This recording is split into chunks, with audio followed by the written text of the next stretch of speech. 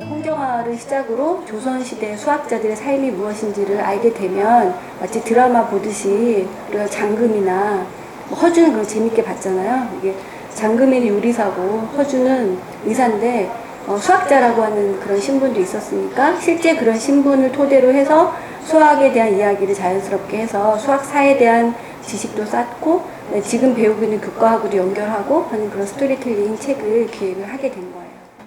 홍정화라는 인물을 소재로 한 이유는 비교적 최근의 수학자고요. 9.1집이라고 하는 책을 쓴 저자이고 우리가 이제 수학자에 대해서는 사실 그동안 많이 알려져 있지는 않아요. 조선의 수학자는 피타고라스니 가우스니 뭐 유클리드니 이런 분들은 많이 알고 있지만 정작 한국의 수학자 이런 게 너무 어려운 거예요. 근데 제가 그 홍정화 그분이 쓰신 9.1집이 지금 우리말로 한자에서 우리말로 이제 번역된 거를 봤는데 거기에 들어있는 문제들이 최근에 아이들이 배우고 있는 현재 아이들이 배우고 있는 문제들과 유사한 게 너무 많았어요. 그래서 연결이 될 수 있겠다라고 생각을 했고요. 이 책의 차별점이라고 하면 홍정화라고 하는 실존 인물을 바탕으로 해서 또리라고 하는 허구 인물을 하나의 장치로 해서 우리 아이의 눈높이에서 조선 수학을 들여다볼 수 있는 그런 식으로 구성이 되었다는 점이 차별점일 것 같아요. 일단 사실을 바탕으로 했죠. 책도 사실이고 홍정화 일가도 다 있었던 인물들이고요. 또리만 허구인데요. 그런 식으로 해서 그냥 역사적인 이야기를 하면 너무 딱딱하고 재미가 없고 와닿지가 않으니까 그 아이들의 눈높이를 통해서 그 세계를 볼 수가 있고 좀 더 친근하게 와닿게 하기 위해서 또리라고 하는 장치가 들어간 또리의 캐릭터를 구상하게 된 것은 현재 아이들은 굉장히 의무적으로 수학을 배우고 있잖아요. 마치 홍정화의 아들들이 그냥 수학자가 될 운명을 타고 태어난 것처럼 지금 아이들이 다 수학자가 될 운명이 있는 건 아니지만 마치 그런 것처럼 공부를 하고 있죠. 의무적으로. 하지만 그런 상황이 아닌 경우에서도 수학에 흥미를 느낄 수가 있다고 생각을 해요. 그래서 또리는 배울 수 없는 지금의 아이들하고 다른 환경인 거죠. 배울 수 없는 환경에 있지만 정말 수학에 관한 내재적인 어떤 흥미 그런 걸 가지고 있는 아이예요. 그래서 우리 아이들이 다 그런 게 원래 있었는데 학교 학습이나 이런 자라나면서 여러 가지 환경적인 걸로 인해서 그런 흥미가 많이 깎아졌다고 생각을 해요.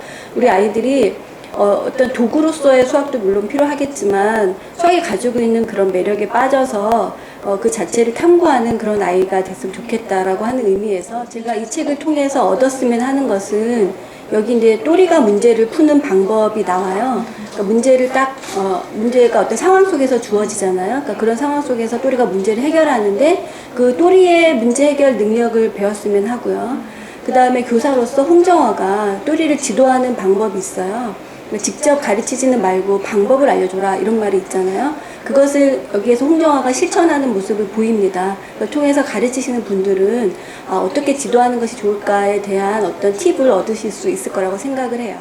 예를 들어서 경단 문제가 있거든요. 근데 경단이라고 하는 것들은 그냥 일상생활에 일어날 수 있는 건데 그것을 홍정화가 나이 문제로 바꾸어요. 그래서 이 나이 문제를 어떻게 풀어야 될까라고 할 때 홍정화가 또리한테 방금 전에 있었던 사건을 떠올려봐라 라고 이야기하거든요. 그러니까 전혀 다른 상황인 것 같지만 뿌리는 같잖아요. 본질적으로 같은 문제였으니까.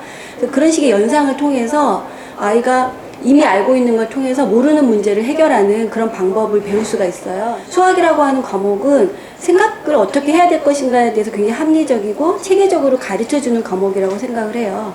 그래서 수학적 사고력은 수학을 소재로 하지만 생각하는 방법이라고 저는 정의를 하는데요. 이 책에서는 어떤 상황이 있을 때 그것이 어떤 해결해야 될 문제 상황이 되잖아요. 그러면 문제가 무엇인가라고 하는 걸 파악을 해야 되고 지금 주어져 있는 어떤 조건, 어떤 제한 사항들이 무엇인가를 봐야 되고요. 그래서 우리가 해결해야 될 게 무엇인가를 생각을 하잖아요.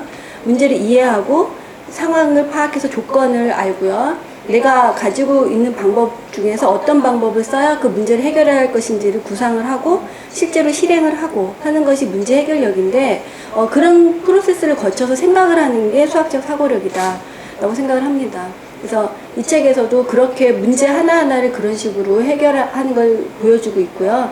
거기서 자연스럽게 수학적 사고력이 무엇인지 독자들이 다 알 수 있을 것 같아요. 선생님의 입장에서는 이제 홍정화의 관점에서 읽으셨으면 좋겠어요. 여기에서 홍정화는 이제 교육자잖아요. 그래서 홍정화가 또리를 지도하는 방법이 있습니다. 그래서 어떻게 지도를 했는지, 아이가 이제 새로운 문제 상황이 있을 때 과거에 배운 걸 어떻게 연결을 할 수 있는지에 대한 사례들이 들어있기 때문에 그것에 포인트를 맞춰서 읽어보시면 좋을 것 같아요. 부모님 입장에서는 이제 지금 여기 홍정아의 부인 같은 경우에는 아들이 시험을 보러 가는 마지막 장면이 있잖아요. 그랬을 때 우리 어머님들은 하다못해 동네 학원 시험이라고 하더라도 그 결과에 굉장히 많이 민감하고 걱정이 많이 돼요. 학교 시험도 그렇지만. 그래서 그랬을 때 뭐 잘하고 와라 이런 얘기 많이 하거든요. 근데 저는 이제 아이들이 그런 부모님의 기대나 그런 게 굉장히 부담스러울 것 같아요. 여기에 나와 있는 그 이복이 이조의 어머니는 아이한테 너를 믿는다라고 이야기를 하거든요. 아주 그냥 스쳐가는 짧은 글이지만 저는 우리 부모님이 우리 아이들을 이렇게 믿어주고 그랬으면 좋겠어요. 그래서 그런 관점에서 읽어주셨으면 좋겠습니다. 그리고 이제 가장 중요한 우리 독자인 어린이는 이걸 읽으면서 또리 입장에서 또는 나는 또리하고 전혀 달라 이렇게 생각할 수도 있죠. 그럼 이조의 입장에서 뭐 이복의 입장에서 그 수학은 왜 필요하고 수학을 왜 배워야 될까에 대해서도 생각을 하고 이 책을 덮고 나서 또 교과서를 읽으면서 내가 뭐가 마음이 달라졌는지를 또 이렇게 느끼고 그렇게 읽었으면 좋겠습니다. 이 책은 술술 읽히는 책이에요. 제가 수학에서 가장 중요하다고 생각하는 게 그 부담감 없이 다가가는 거라고 생각하거든요. 그러니까 중요하다고 생각하기 때문에 더 힘을 주는 경우가 있어요. 가르치는 분들이. 그럴수록 그 배워야 하는 아이들이 뭔가 굉장히 중요한가 보다라고 하면서 좀 부담을 갖거든요. 그럼 이제 문턱이 높아지니까 저는 이제 문제집이나 동화책이나 모든 책이 참 쉽게 술술 읽혔으면 좋겠다고 생각을 하고요. 그러기 위해서 굉장히 나름대로 많은 연구를 했습니다. 그래서 제가 덧붙여서 바램이라고 하면 이 책을 쓰면서 나름의 야심이 이 책이 계기가 돼서 수학사에 대한 관심, 조선 수학사에 대한 관심, 그리고 수학자라고 하는 직업인에 대한 관심, 그런 식으로도 좀 많이 퍼졌으면 좋겠다라고 하는 작은 바람을 가져봅니다.